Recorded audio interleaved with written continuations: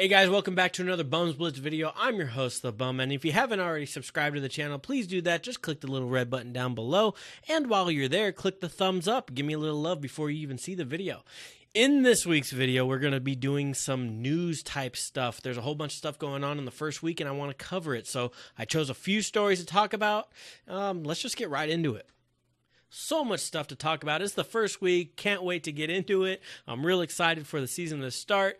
The first thing I want to talk about is probably the biggest story of the week, and that is Gronkowski did not make his flight to Arizona. He's nursing an injury to his hamstring.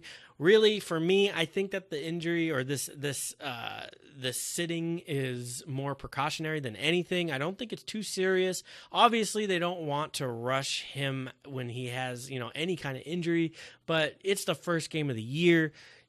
They're not really supposed to win. They can win this game, but Arizona's the better team, and without Tom Brady, why risk your best player for a game that you're probably going to lose anyways? I know that's not really the mentality of an NFL team or an NFL coach, but it sounds like this is the case. I believe that if Brady was in, and if it's an important game, this is actually an important game because it's against Arizona, but I think he would play if all things were normal, but things aren't normal. He's not playing. It's a soft tissue injury, hamstrings. They could linger. You don't want to aggravate it.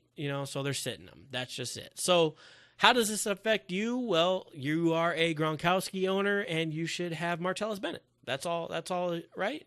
That's it. No, you didn't get Martellus Bennett. How did you not draft Martellus Bennett and you drafted Gronkowski? Seriously. Honestly, I'm going to get mad at you guys for just a second because Martellus Bennett is getting picked in the 10th to 14th round. There's no excuse for you guys not to pick him up every single time. Listen, Martellus Bennett is a top 10 tight end. Period. He's a top 5 on this team without Gronk. He's top 10 with Gronk right now. So why didn't you go and look for him? I definitely think he's a top 10 tight end at the end of the year. I definitely think that they're going to take advantage of the 2 tight end system. And, when he's not in, he's definitely a guy that you could rely on to start. If Gronk goes down, you have a tight end that we've been drafting in drafts for the last 3 years. So definitely should have had him. Hopefully you did. If you didn't, though, there are guys out there still. My favorite guy is probably Jesse James in Pittsburgh. I've already talked about him before, but he's playing against the Washington Redskins. It seems like that might be a scoring type game. Cousins, he could throw the ball around. Pittsburgh defense isn't great. It's not bad, but it's not great. And plus, they're going to score a ton. And you definitely know that the Redskins defense is not good. So I would definitely throw out a flyer out on Jesse James. He's the starter there. He's a big dude, red zone target. It's gonna, and they're gonna be in the red zone a ton. So definitely Jesse James is one of the guys that I pick up in place of Gronkowski. Another guy that might get a little bit of play is Vance McDonald in San Francisco. He's playing against the Rams. They're not that great against other tight ends, so that might be a good play too. Gabbert seems to like him a lot. So, all right, on to the next story, which is Jamaal Charles. Jamaal Charles is doubtful and probably will not play. So what does that mean? That means Spencer Ware is the play, right? No. Andy Reid, he's telling us that all 3 of the guys are going to play in Kansas City. So what can you do?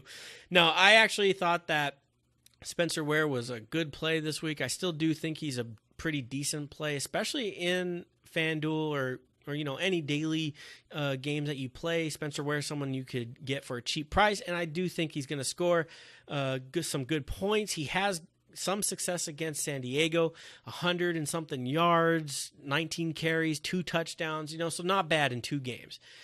Definitely think that he's worth a play, but, because Niles is going to get some play and West is going to get some play, who knows what's going to happen. The hot hand could definitely be any one of those 3 guys. Each one of those guys have had a decent game here and there, so they've had games where they've, ran for 2 touchdowns and over 100 yards each. So definitely think that there is, some reason to be a little bit scared about starting where in your regular season leagues, if you have no other option he's your second guy or whatever, play him. I do think he's going to score some points. So don't be totally scared. I'm not totally down on him. I have him in my Fanduel leagues. Just I'm not as high on him as I was before. On to more running back news. I'm just going to get these running back stories out because it seems like, they're really important. Rawls, he is listed as, the number 2 running back in Seattle. Christine Michael is the guy that you want. I do think he's going to have a great game. Seattle is going to win this game pretty big, I believe, in Miami. They're going to run the ball once they get up some points, and Christine Michael is going to benefit from that. I think that Rawls is still trying to get worked into things, and we also have to factor in that, Rawls didn't cost them anything really. He's either a late round pick or a free agent signing. So, he doesn't cost much, but who does? Michael. He costs a second rounder to them. And if he figured something out and he's running well, it's his job. Rawls doesn't have this job. He played well for a couple games. It's not Rawls' job. So definitely think that Michaels has a chance to be the guy in Seattle for the whole year if he runs well, especially this week. He has a great matchup for him. So, be on the lookout, Rawls owners. You might want to get rid of him before this week 1 game comes up because I don't know what the stock's going to be like for him going forward. The next bit of running back news, and this is not really news, but it's more of something that, I always hear on Twitter. It's the choice between the Patriots running backs. It's always hard to tell what Belichick is going to do. One week you think LeGarrette Blount is going to be the guy. Then the next week you think James White's going to be the guy. And then none of them are the guy. And you just never know who's going to be the guy who carries the ball in New England. But there is one thing that I figured out myself. No, I actually don't think that it was me. I know it wasn't me. I know others have figured it out, and it's definitely out there in the world. But for some reason, people, I don't know if people just figured it out or not. Whatever. But they're playing a team like Arizona, a great defense with a great defensive line, fast linebackers. They're not going to run the ball up the middle. LeGarrette Blount is going to be taken out of this game. He'll be there. He might get 10 rushes or something, but they'll be for like 2 yards each. Who knows? He might mix in a touchdown to save his day, but honestly, I don't think the production will be there. What they're going to do is they're going to swing the ball out to James White. They're going to throw the ball in the flats. They're going to run screens. They're going to try to do anything to get the ball outside around that D-line, get him in space. And, that's going to be the game plan. This is the one constant thing that they always do. It's going to blow up in my face now that I said it. But, hey, just listen to me on this one. James White is the running back you want to play this week in New England in that game against Arizona, just in case you had that little conundrum. All right, the next story is Ajayi. He did not make the plane, so he will not play this week. That means we have great news for Arian Foster owners. So Arian Foster will be the starter, that's obvious, but he will also get the majority of the carries now. There's no chance of Jay taking anything away from him. I'm not really worried about anybody else they have over there. So it's good news for Foster owners. If you ever listen to Stefania Bell, she talks about Arian Foster a lot because he's the injury person at ESPN, and Arian Foster's always injured, but right now he's healthy, and she says anytime he comes off of an injury, he's always strong, so look for him to score some points. I would definitely be comfortable starting him as a running back 2 this week. All right, so the next story. Sorry, this is not the last story. We still got more.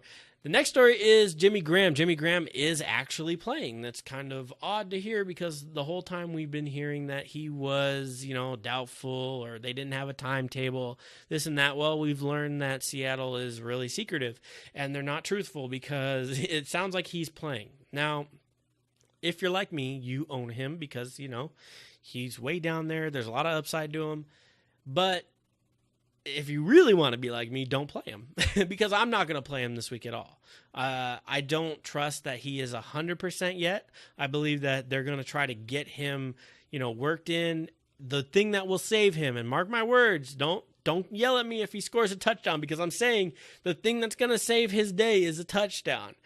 Other than that, I don't believe he will do much. There's not going to be a lot of yards. I can see like a 30, 40-yard game, and then maybe that touchdown. The touchdowns are hard to predict. Who knows? But I definitely don't see him going a full game. They have another tight end over there that they could mix into the game. So I don't believe that they're just going to, throw him out and say, hey, you haven't played for a while, go do your thing. Remember, PCL, it's the toughest knee injury to get over. It's the one that takes the longest. Victor Cruz, this is the one that he had. And, look at him. He hasn't been playing well for almost 2 years at this point. So be careful if you're looking to start Jimmy Graham. I wouldn't do it, but, maybe just give him another week or two to see what exactly he has left in the tank. All right, so now the last story, the kind of a fun story, but not that fun for me. A lot of Seattle Seahawks news I don't understand, but I heard a little thing that Marshawn Lynch might be back in week 4. I don't want to see it because I like the stat that, Doug Baldwin and Russell Wilson, took off. Their offense took off when they didn't have to run the ball down everybody's throats. They actually got to throw the ball around. And it was good for those players. But with Marshawn Lynch in the game, they're not going to do that. They're going to run the ball. So it hurts their value. I don't want to see that. I hope it's not that true. But I definitely think it could be true because we've seen him in pads running at Cal, getting some work in. And then he's just a crazy dude. And, he might have just wanted a break. So, who knows? He might have been pulling a Brett Favre on us without really, complaining as much. I don't know, but anyways, I hope it doesn't happen. I hope it's not the case. I really like the value of Baldwin and Wilson, so, I hope it's not true. Anyways, that's all I got for this news segment. That's all I got for you. There's more news to cover, but this video is already long as it is. But if you want more of my opinion about what's going on this week, I will be live this Sunday morning at 9:30 a.m. Pacific Standard Time. I'll be on YouTube Live. You'll get the notification if you've already subscribed. If you haven't already subscribed, just do that right now. Click the little red button down below. While you're there, you know what to do. Click the thumbs up. Give it a little bit of love, especially for this long-ass video I just made you. Remember, if you don't want to make the show early in the morning, you could always tweet me at BumsBlitz.